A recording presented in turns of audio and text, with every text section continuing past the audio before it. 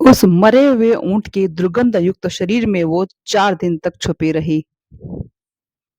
सांसारिक रिश्ते नातों से दूर, बंधनों से दूर वो भागी जा रही थी। रेगिस्तान में सन्नाटे भरी रात में सैनिक हाथ में मशाल लेकर उनके पीछे पड़े थे और छुपने के लिए जो जगह उन्होंने चुनी उसे देखकर शायद सबके रोंगटे खड़े हो जाएं। रेगिस्तान में एक मरा हुआ ऊंट पड़ा था जिसके पेट को काफी हद तक जानवरों ने नोचकर खा लिया था।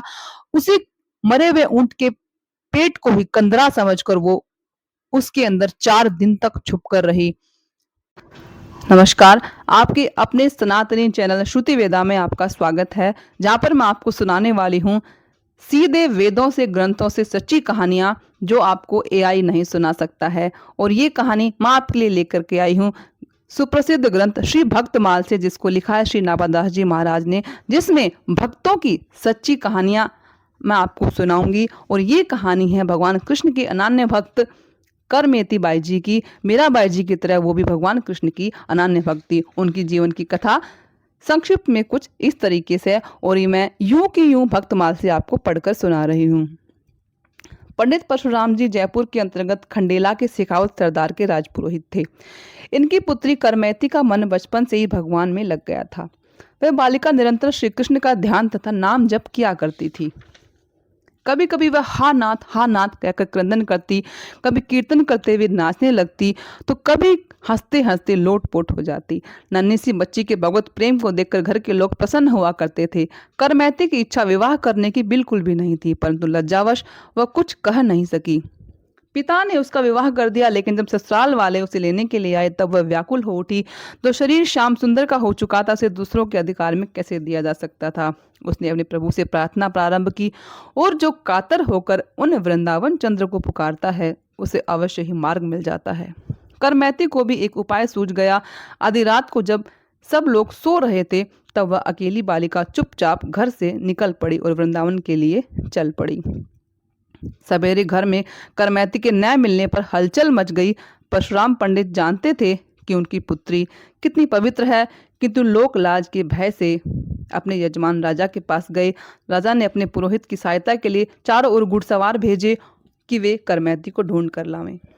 करमैती दौड़ी चली जा रही थी। रात्रि भर में वह कितनी दूर निकल गई उसे पता भी नहीं चला। सवेरा होने पर वह भागी ही जा रही थी कि उसने घोड़ों की टाप का शब्द सुना। उसे डर लगा कि घुड़सवार उसे पकड़ने के लिए आ रहे हैं। आसपास न कोई वृक्ष था, न कोई दूसरा छिपने का स्थान था, किंतु एक ऊंट मरा पड़ा था और रात्रि में श्रृंगालों ने उसका पेट खा लिया था काफी हद तक। करमैती की दृष्टि ऊंट के पेट में बनी कंदरा पर गई। इस समय वह सांसारिक विषयों की भयंकर दुर्गंध से भाग रही थी। मरे हुए ऊंट के शरीर से निकलने वाली गंध उसे विषयों के दुर्गंध के सामने तुच्छ जान पड़ी। भागकर वह ऊंट के पेट में छिप गई। घुड़सवार पास आए तो दुर्गंध के मारे उन्होंने उस ऊंट की ओर देखा भी नहीं। जिनकी कृपा से विष अमृत हो जाता है, अग्नि शीतल हो जाती है, उन्हीं की कृपा वर्षा करमैती पर भी हो रही थी। ऊंट के शरीर में वो भूखी प्यासी 3 दिन तक छुपी रही। उस सड़े हुए ऊंट के शरीर की गंध उसके लिए सुगंध में बदल गई। चौथे दिन वहां से निकली। मार्ग जाना हुआ नहीं था, किंतु तो सबका एकमात्र मार्गदर्शक है, उसकी ओर जाने वाले मार्ग को ढूंढना नहीं पड़ता, मार्ग ही उसे स्वयं ढूंढ लेता है। करमैती को साथ मिल गया था और वह वृंदावन पहुंच गई। वहां पहुंचकर मानो वह आनंद के समुद्र में मग्न हो गई। जब पिता को अपनी पुत्री का कहीं पता नहीं लगा तब वे वृंदावन आई, लेकिन भला वृंदावन में करमैती कोई जानता पहचानता नहीं था। एक दिन वृक्ष पर चढ़कर परशुराम पंडित इधर उधर देख रहे थे कि ब्रह्म कुंड पर उन्होंने एक वैराग्नी को देखा। वहां जाने पर उन्होंने देखा कि साधु के वेश में करमैती ध्यान मग्न बैठी थी। पुत्री की दीनहीन बाहरी दशा देखकर पिता को शोक हुआ, परंतु उसके भगवत प्रेम को देखकर वे अपने आप को धन्य मानने लग गई। कई घंटे बैठे रहने पर भी जब करमैती का ध्यान भंग नहीं हुआ तब पिता ने उसे हिला डुलाकर जगाया। वे उससे घर चलकर भजन करने का आग्रह करने लगे। करमैती ने कहा, पिताजी, यहाँ आकर भी कोई लौटा है? मैं तो व्रजराज कुमार के प्रेम में डूबकर मर चुकी हूँ, अब मुर्दा यहाँ से कैसे उठूं?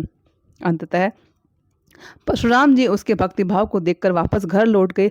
राजा ने जब यह समाचार सुना तब वह भी करमैती का दर्शन करने वृंदावन आया। राजा के बहुत आग्रह करने पर करमैती बाई ने एक छोटी कुटिया बनवाना स्वीकार कर लिया। राजा ने करमैती बाई के लिए ब्रह्मकुंड के पास एक मठिया बनवा दी। करमैती बाई की भक्ति ने राजा को भी भक्त बना दिया। इसी प्रकार भक्तमाल में अनेकानेक भक्तों के पावन चरित्रों का रोचक वर्णन हुआ है।